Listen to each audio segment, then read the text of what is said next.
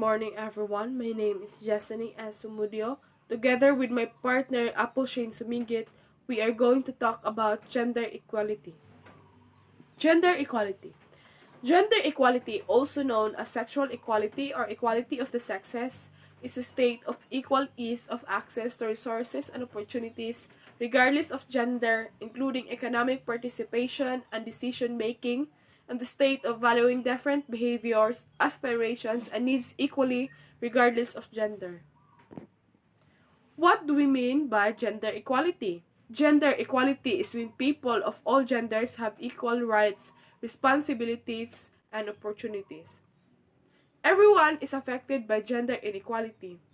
Women, men, trans and gender diverse people, children, and families. It impacts people of all ages and backgrounds. Rules of school in reinforcing gender. The gender inequities pervading society are carried into the school environment. This is evidenced in school processes such as teaching, teacher-to-student interaction, school management, and the plan and design of the physical infrastructure. Teachers are not always aware of the gender-specific needs of both boys and girls. School management systems may not sufficiently address gender constraints such as sexual harassment, and many schools do not have adequate or separate toilets for girls and boys. In order to arrive at such a school, a holistic approach involving various interventions is required. The holistic intervention package can include the following elements. The first element is undertaking gender sensitization of parents, community leaders and members, teachers, girls and boys in order to raise their awareness and understanding of the need to support girls' education. Training teachers in the skills for making teaching and learning processes responsive to the specific needs of girls and boys. The third one is empowering girls with the skills for self-confidence, assertiveness, speaking out, decision-making, and negotiation in order for them to overcome gender-based constraints to their education. The fourth one is empowering boys with skills to delink from gender-oppressive attitudes and practices such as machoism, bullying, and sexual affronts, and to develop the self-confidence needed to accept gender equality positively. The fifth one is training the school community to manage sexual maturation issues of both girls and boys with particular emphasis on menstruation management. Training teachers and students in guidance and counseling skills. Establishing guidance and counseling desks in order to provide services for the social and psychological development of girls and boys. The following are some ideas promoting gender equality in schools. First one, establish an award to recognize children who promote equality. Do a play about gender equality in school. Example of these are the role play regarding gender equality in school. Organize a walk, race, or athletic event for equality. For example, the school provides an event raising the gender equality specifically for transgender. The next one is honor people who foster gender equality in their work and life spirit. Develop posters that promote equality.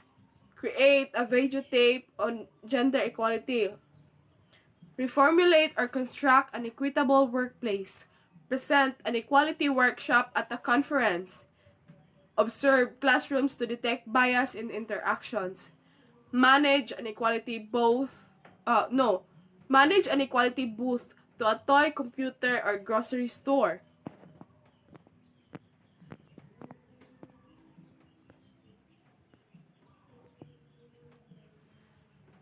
Teachers play a crucial role in every classroom. They are the actors who shape the success or failure of their students. Their interpretation of the curriculum, interaction with learners, the way they assign duties and homework are important factors in a child's schooling. The following are some of the roles of teachers in reinforcing gender equality. Teachers and teacher educators should examine their syllabuses with the view of incorporating a gender dimension by including the introductory themes on gender by exploring gender issues within some of the topics of existing syllabus. Teachers, educators educate themselves, be gender sensitive through gender awareness and sensitization programs. Teacher educators and teachers should endangered teaching approaches be employed. Teachers, educators, and teachers should employ endangered patterns of classroom organization and interaction, and capacity building centers should be established in all educational regions intended to train teachers and teacher educators in gender-laden education. The next slide will be presented or will be discussed by my partner. Now let's go to gender inequality examples and its effects. First is to children. Gender stereotypes affect children's sense of self from a young age. Next, boys receive 8 times more attention in the classroom than girls. Another, girls receive 11% less pocket money than boys. And lastly, children classify jobs and activities as specific to boys or girls. Sorry ta sa last example. Tinuod di ba nga if tagaan og assigned jobs or assigned activities ang mga bata i-classify jud from boys to girls. Let's say ang heavy jobs ihatag sa boys o ang easy jobs ihatag sa girls. Because they think more powerful and more knowledgeable ang mga boys over sa girls. But as of now, dapat wala na siyang kind sa discrimination. Kaya nanasab o mga babae nga kayang magbuhat sa mga ginabuhat sa mga lalaki. Let's say drivers. Ang motorcycle drivers, tricycle drivers, jeepney drivers, bus drivers, and even pilots. Nanaoy mga babaeng kaya mahimong drivers sa pagkakaron. So let's proceed to young people. Gender stereotypes affects behavior, study choices, ambitions, and attitudes about relationships. Next, girls are less likely to take part in organized report. And last, girls are less likely to advance math subjects in their final years of school. Let's go to adults. Although more women than men complete tertiary education, their graduate salaries are lower. 1 in every 2 mothers experiences discrimination during pregnancy, on prenatal leave, or when returning to work. Let's go to older people. When retire with a half the superannuation saving of men. This affects women's financial security, health, and well-being. And last, more older women are at risk of homelessness than men. So, aritas last example. Ngano nga mas at risk ang mga babaye kaysa mga lalaki og homelessness? Because I think kaming mga babaye man good. Need ming more attention og care. Munang mahadlok mi or at risk mig homelessness, di mi ganahag mag-inusara mi puhon, mahadlok mig wala mi uy bana or wala mi uy anak nga mag-atimana mo puhon inig magulang mi. Kay wala, ganahan mi nga or mas nanginahanglan mig more attention o care over sa mga lalaki. Kay kaning mga lalaki man god, pakita man nila nga strong sila, nga kunuay okay ra sila, mag-idusara sila pohon. Pero kaming mga babae, we are emotional. Showy mi kayo nga nasakitan mi or nga nagkinahanglan mi care ug attention. Munang we are at risk or we are afraid of homelessness. Now let's go to culturally diverse communities. To women. Women from culturally diverse communities experience racism and discrimination on top of gender inequality. Next, migrant and refugee women are often insecure, low-paid work or work they are overqualified for. Next, women from non-English speaking backgrounds can face barriers to accessing service and understanding their rights. Now let's go to men. Traditionally, stereotypes are difficult for many men to live up to. They feel pressure to be a real man, to be physically and emotionally strong, and to be the main income earner. Next, many workplaces don't offer men extended parental leave or flexible hours.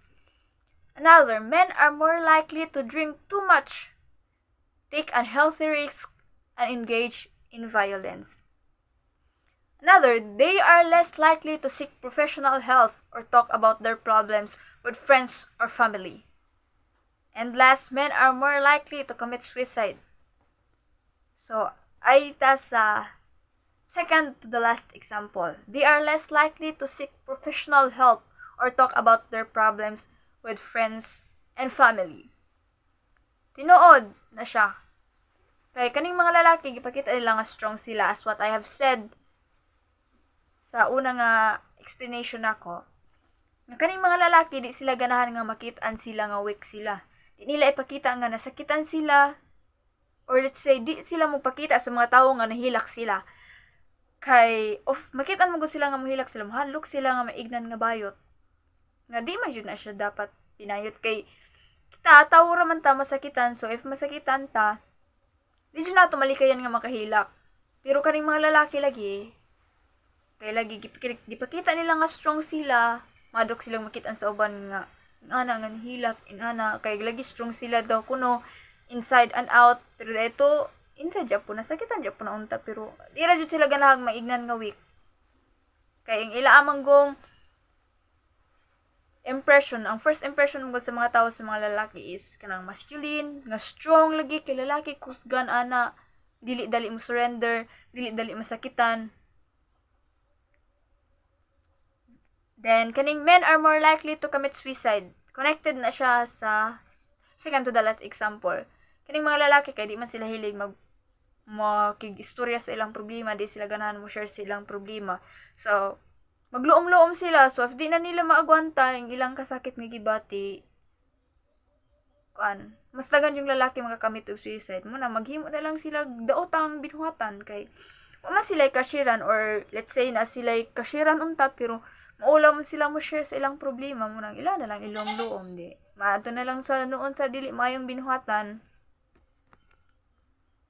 Then, next is trans and gender diverse people. Trans and gender diverse people may feel forced to hide their gender identity when using services at school or at work. Next, they are at great risk of mental illness, verbal and physical abuse, and social exclusion. Next, women with disabilities. Women with disabilities are more likely to experience family violence and sexual assault.